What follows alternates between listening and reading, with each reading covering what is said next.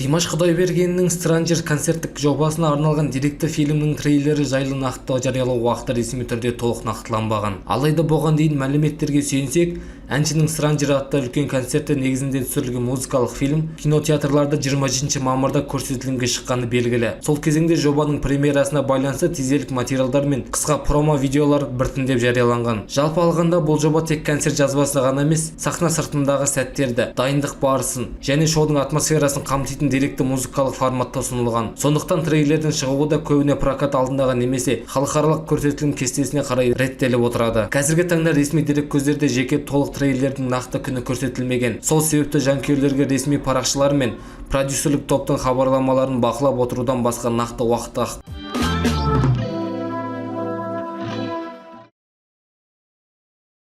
Қазақ музыка өнерінің көрнекті өкілі, композитор, дирижер әрі ғалым Ахмет Жұбановтың туғанына 120 жыл толуына орай Түрксой деңгейінде мерейтойлық іс-шаралар ұйымдастырылды. Мерекелік бағдарлама Түркияның Анкара қаласында өтті. Шара Түрксой бас хатшылығы ғимаратында басталып, ұлы композитордың өмірі мен шығармашылық мұрасын таныстырған көрмемен ашылды. Экспозицияда Жұбановтың ғылыми еңбектері, сирек фотосуреттер мен архивтік деректері көпшілік назарына ұсынылды. Іс-шара барысында ғалымның қазақ музыка өнерін дамытудағы рөлі мен түркі әлемінде мәдениет байланыстырған қосқан үлесі ерекше аталып өтті. Ұйымдастырушылар Жұбанов мұрасының бүгінгі күнге дейін өз маңызын жоғалтпағанын айтып, оны келер ұрпаққа жеткізудің мәніне тоқталды. Мерейтойлық бағдарлама аясында сондай-ақ деректі фильм көрсетіліп, халықаралық деңгейдегі мәдени танымдық талқылаулар ұйымдастырылды. Кеш соңында қазақ ұлттық музыка өнерін дәріптейтін концерттік бағдарлама ұсынылды. Жалпы Түрксой аясында өткен бұл шаралар Ахмет Жұбановтың рухани мұрасын түркі дүниесіне кеңінен насихаттауға бағытталды.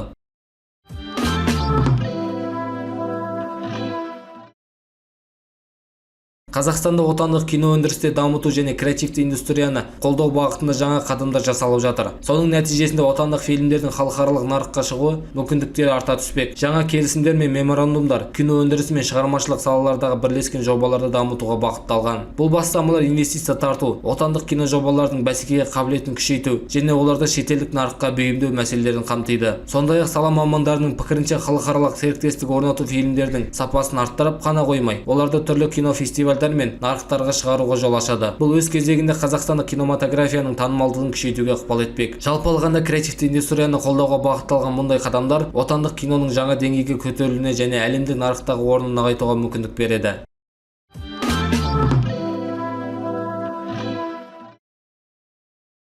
Астанада Қазақ мемлекеттік симфониялық оркестрінің жаңа әлем атты концерті өтіп, кеш барысында ұлттық музыка мен әлемдік классиканың таңдаулы туындылары орындалды. Концерт Роза Бағланова атындағы Қазақ концерт мемлекеттік академиялық концерттік ұйымында ұйымдастырылды. Бағдарламаға қазақ композиторларының шығармалары мен әлемдік классика жауһарлары да енгізілді. Кештің ерекшелігі ұлттық музыкалық мұраға да ерекше көңіл бөлінуі. Атап айтқанда Ахмет Жұбанов пен Латиф Хамидидің Абай операсынан бес сюитасы көрерменге ұсынылды. Бұл қойылым ұлы композитор Ахмет Жұбановтың 120 жылдық мерейтойымен сабақтасты. Сонымен қатар бағдарлама Эдвард Григтің Бергюнд сюитасының үзінділері және Антони Джарджактың әйгілі номер 9 жаңа әлем симфониясы шырқалды. Бұл шығарылым концертке ерекше симфониялық реңк беріп, жалпы алғанда бұл кеш елорда сахнасында ұлттық өнер мен әлемдік классиканың табиғи үйлесімі табылатынын тағы бір мәрте дәлелдеді.